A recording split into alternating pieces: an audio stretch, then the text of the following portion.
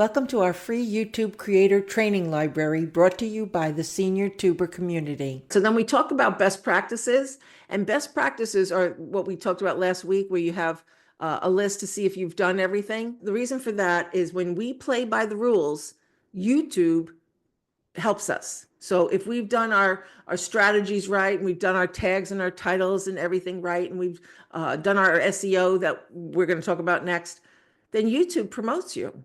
And when you go check your analytics one day, you may see that your top videos were shared by YouTube. So it's really worth it. Just imagine that you don't have to work so hard to get your videos out there, that YouTube's helping you. And as you know, right here is where they tell you what you did and what you didn't do. A rank tag is when you're using the phrases and keywords, and it's matching the topic that your title is, and you went through all the places to find all the right words that match your video.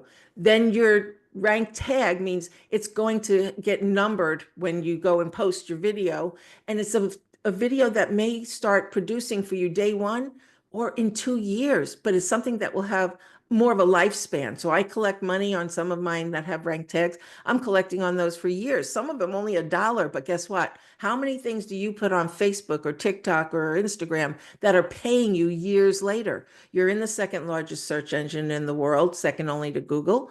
So this is a place where people are going to be looking for your stuff, provided it's evergreen, because you do want to have some new stuff, trendy stuff, but you also want to have some stuff that people will be looking for years that will still matter, right? Some things are evergreen in your world, I'm sure. So you want to do, like if you had recipes out there, the recipes don't have to change. Thank you for watching our free YouTube creator training library brought to you by the senior tuber community.